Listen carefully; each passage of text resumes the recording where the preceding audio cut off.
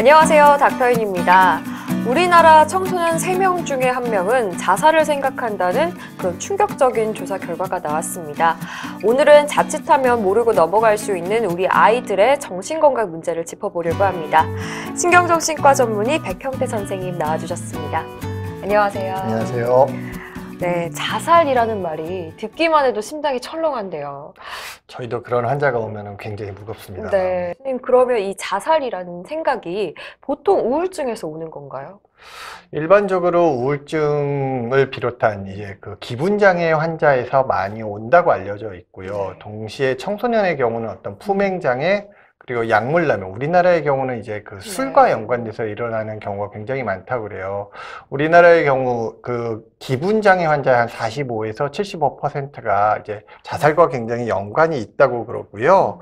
자살자의 실제 그 한 25% 내외에서는 과거 자살력이 있고, 그리고 자살을 시도한 사람의 한 10%는 10년 안에 다시 자살을 시도한다고 합니다. 그리고 특히 남자 청소년의 경우는 술을 마신 이후에 그런 자살이나 자해행위를 하는 경우가 굉장히 많다고 합니다. 학생들이 학교 폭력 문제라던가 또 성적 문제 때문에 극단적인 선택을 하는 경우가 많잖아요. 그렇죠. 요즘에 이 청소년들이 가장 심적으로 힘들어하는 부분은 어떤 걸까요? 최근 들어서 이제 여러 가지 청소년 문제들이 알려지고 있지만 여전히 청소년들이 가장 힘들어하는 건 학업입니다. 네. 그 다음에 본인의 뭐 직업 문제라든지 아니면 외모, 용돈, 친구 이런 순서로 저희 학생들이 힘들어하고 있다고 그러고요. 근데 요즘 아이들 중에는 이제 본인들이 그 학업 스트레스를 아주 어려서부터 받아왔다. 저한테 오는 어떤 아이는 본인이 학업 스트레스를 사실 엄마 뱃속에서부터 받아왔다. 네. 엄마가 태교를 이제 영어 태교를 하거나 아니면 수학 공부를 하는 태교를 해서 그때부터 나는 스트레스를 받아서 굉장히 힘들었고, 사실 초등학교를 마칠 때쯤이면은 내가 앞으로 해야 할 고생의 절반을 하지 않았을까라는 생각을 많이 한다고도 이야기를 합니다. 그 정도로 이제 학업에 대한 부담감이 심하다는 말씀이시죠. 그렇죠. 예. 이렇게 좀 괜찮다, 다 괜찮아질 거다 이런 말이 학생들한테는 별로 도움이 되지 않는다고 하더라고요. 나와 같은 상황에 있는 사람들의 경험을 듣는 게 오히려 위로가 된다고도 하는데. 그렇죠. 네, 선생님께서 이제 만나본 환자 중에 특별히 기억에 남는 환자가 있을까요? 네, 제가 아주 오래전에 이제 그 치료를 좀 제대로 못했던 케이스가 있는데요. 네. 그 친구는 이제 저한테 왔던 게 이제 자해를 계속 반복하고 그런 문제 때문에 왔던 친구예요. 근데 이제 제가 이제 열심히 치료도 했고, 이 친구도 나름 약물도 잘 복용하고 심리치료도 잘 받고, 그래서 사실은 처음에 왔을 때보다 이 친구가 증상이 많이 호전되고 자살 사고도 많이 줄었고 자해도 좀 안 하고 이래서 아, 이제 치료가 잘 되고 있구나 그러면서 제가 사실은 살짝 방심을 했는데 이제 이 친구가 좋아지니까는 이 친구 부모님께서, 이 친구가 원래 공부를 잘했던 친구라서 이제 공부를 다시 좀 시키려고 좀 학원을 여러 군데 보내고 하는데, 제가 그때 좀 말렸어야 되는데 이 친구 기능이 좋아졌으니까 해도 되겠지, 그리고 얘 이 정도 하면 따라갈 거야 라고 너무 믿고 있었는데 결국 그 친구가 다시 증상이 재발이 돼서 왔던 경우가 있어요. 그러면서 이제 그 친구가 저한테 했던 말이 어른들은 다 똑같다, 아무도 믿지 못하겠다라는 말을 해서, 제가 그 뒤로는 이제 이런 일이 일어나지 않게 하려고 굉장히 노력을 하고 신경도 많이 쓰는 편이고요. 또 한 명이 있는데, 이제 이 친구는 사실은 병원에 오기를 너무너무 싫어했는데 어머니가, 아버지가 설득을 해서 겨우겨우 온 친구예요. 근데 이제 본인이 오기 싫으니까는 약도 먹기 싫고 이런데 안 먹고 먹은 척 하거나 먹고 몰래 뱉어내고 그러면서 이제 저한테 와서, 제가 처음에 몇 번 이렇게 너 약을 잘 안 먹는 것 같다 이런 얘기를 하고 그랬더니 본인이 좋아진 척 연기를 굉장히 많이 했어요. 연기로 이제 먹은 척, 이제 괜찮아진 척. 예, 그래서 뭐 실제로 잠도 못 자면서 몰래 조용히 자는 척도 하고 이런 친구였는데, 결국 저는 이제 치료가 잘 됐다고, 잘 되고 있다고 생각을 했고, 부모님도 아이가 좋아졌다고 믿었는데, 이 친구가 어느 날 갑자기 학교에서 뛰어내리겠다고 난리를 쳐서 이제 다시 왔는데, 알고 봤더니 이제 너무 우울증이 심해져서 환청까지 들리는 상황에 이르렀는데, 제가 놓쳐서 그래서 힘들었게 이제 경험했던 케이스가 있습니다. 이런 식으로 좀 한 번 자해를 했던 학생이 와서 치료를 받아도 그 한 번 한 적이 있는 학생이 더 쉽게 또 다시 자해를 할 가능성이 더 높나요? 자살을 하는 아이들은 아무래도 더 할 가능성이 높고요. 네. 이 자해를 하는 친구들이 사실은 자해를 하는 이유를 우리가 굉장히 중요하게 생각을 하거든요. 네. 근데 이제 많은 아이들이 자해를 하는 가장 큰 이유가 역설적으로 자해를 하면 기분이 좋아진다고 이야기를 합니다. 어떤 아이들은 자해 행위를 통해서 내가 살아있는 게 느껴진다고 이야기하는 아이도 있어서요. 이런 경우는 굉장히 조심스럽게 접근을 할 필요가 있고, 저희가 이제 그런 친구들이 왔을 때 하지 말아야 할 이야기 중에 하나가 너 관심 끌려고 그러는 거냐라는 이야기거든요. 그러니까 이 친구들이 사실은 관심을 끌려고 그러는 친구들이 아주 일부가 있기는 하지만 대부분의 경우는 관심을 끌기보다는 자기 혼자 기분이 좋아지기 위해서 하는 경우들이 훨씬 더 많습니다. 네, 그럼 일단 이 환자분들이 병원에 오면 약물 치료나 심리 치료를 하신다고 하셨는데 네네. 구체적으로 어떤 치료를 진행하게 되는 건가요? 우선은 이 친구들이 어떤 것 때문에 이런 자해나 자살 생각을 하는지를 저희가 좀 살펴보고요. 네. 특히 이제 그런 충동이 올라왔을 때 조절이 안 되는 경우는 약물 치료를 적극적으로 권유합니다. 네. 또 하나 감정이 조절이 안 되는 이런 우울증이 있거나 이런 경우에는 저희가 이제 약물 치료를 아주 우선 초이스로 먼저 권유하고요. 네. 심리 치료, 특히 이제 그 인지행동 치료를 통해서 이러한 왜곡된 사고를 좀 개선시키면은 그런 자살 행동이나 사고나 이런 것들을 좀 저희가 줄여볼 수 있다고 그렇게 치료를 하고 있습니다. 네. 생각보다 우리나라에 정말 자살을 생각하는 청소년이 많은데도 실제로 병원에 가서 치료받는 환자들은 거의 잘 없다고 하더라고요. 네. 부모님들이 우리 아이가 좀 위험하구나 좀 알아차릴 수 있는 그런 행동이나 뭐 언행 같은 게 있을까요? 우선은 청소년들의 자살이 사실 제일 감별이 힘든 이유가요. 아이들이 자살을 굉장히 좀 충동적으로 하는 경우가 많습니다. 그래서 이러면은 자살할 거야 라고 바로 판단하기는 어렵지만은 그래도 아이들이 뭐 언어나 행동적으로 이게 자살을 의미하는 신호를 보낼 때가 있어요. 그 중에 하나가 이제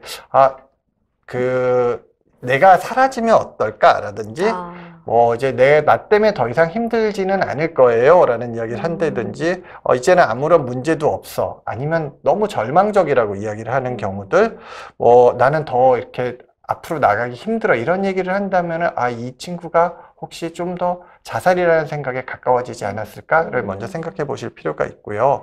아니면 뭐 행동적으로 갑자기 기분이 슬퍼하고 힘들어하고 짜증이 많던 아이가 너무나 평화롭고 기분이 좋아졌다든지, 본인 어떤 그런 물건을 다 정리 정도는 했다든지, 아니면은 본인이 어떤 먹는 그 식습관의 변화가 생겨서 너무 안 먹거나 아니면 너무 잘 먹거나 이런 문제가 생겼다든지, 아니면 외모에 너무 신경을 쓰지 않는 경우. 사실 청소년기가 우리가 외모에 신경을 제일 많이 쓰는 시기인데 맞아요. 그 외모에 전혀 신경을 쓰지 않는다든지, 아니면 본인이 받았던 상장이나 이런 것들을 다 정리하고 버린다든지 이런 행동을 보이면은 이 친구가 혹시 자살을 생각하는 게 아닐까를 고민해 봐야 될 것 같고요.